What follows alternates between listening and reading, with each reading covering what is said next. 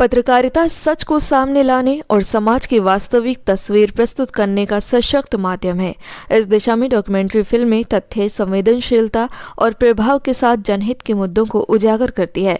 इसी कड़ी में नोएडा स्थित मारवा स्टूडियोज में आयोजित 3 दिवसीय 14वें global festival of journalism and AVGC के आखिरी दिन के दूसरे सत्र में पत्रकारिता के सशक्त माध्यम के रूप में डॉक्यूमेंट्री फिल्म विषय पर चर्चा हुई। द्वीप प्रज्वलन और गणेश वंदना के साथ कार्यक्रम की शुरुआत की गई।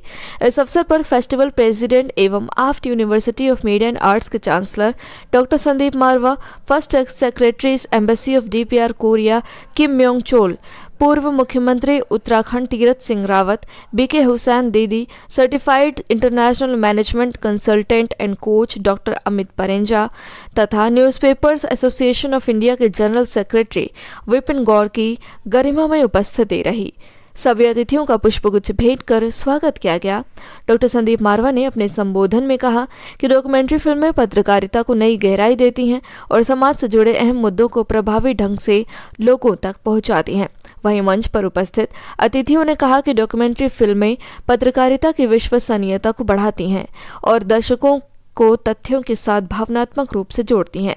इस अवसर पर AAFT BA journalism and mass communication की छात्रा उवी कृष्णन ने विषय से जुड़े अपने विचार प्रस्तुत किए। साथ ही news bulletin day 3 Ganesh Shankar Vidyarthi forum का पोस्टर रिलीज किया गया।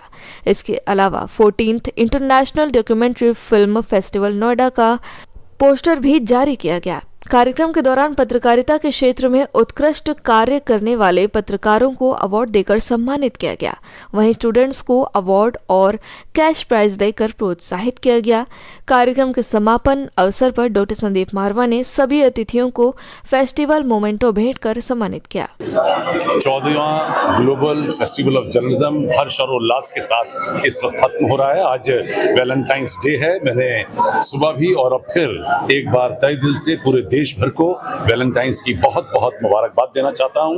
अपने तमाम स्टूडेंट्स को 35,000 हमारा स्टूडेंट जो इस वक्त 145 मुल्कों में काम कर रहा है, उन्हें भी आज मैं वैलेंटाइंस के इस शुभ अवसर पर हृदय से मुबारकबाद देना चाहता हूं। आज के इस कार्यक्रम में शान शौकत बढ़ाने के लिए तीरथ जी आए थे, जो उत्तराखंड के फॉर्मर चीफ मिनिस्टर रहे हैं, मेंबर पार्लियामेंट हैं, और उनके आने से एक नया जोश, नया उत्साह बना है।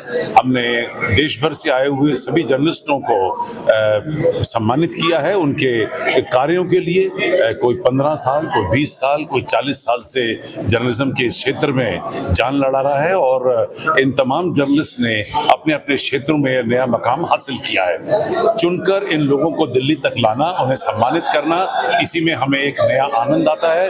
और खास तौर पे ऐसे दिन में जिसे वैलेंटाइंस डे कहा जाता है, जहां प्यार मोहब्बत की बात की जाती है, मैं इन सभी जर्नलिस्टों को भी बहुत बहुत मुबारकबाद देना चाहता हूं।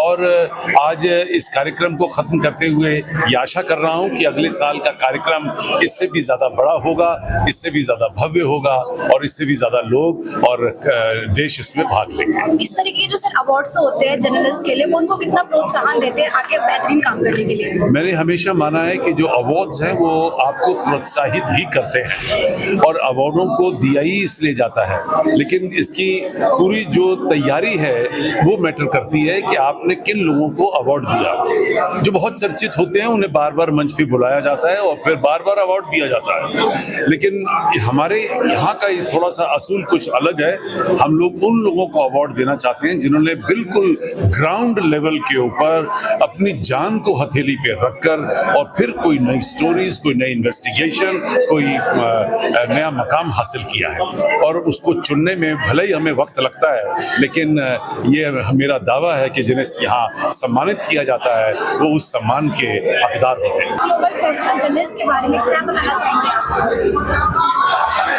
Golden festival journalist international award कार्यक्रम बहुत ही सुंदर हुआ है।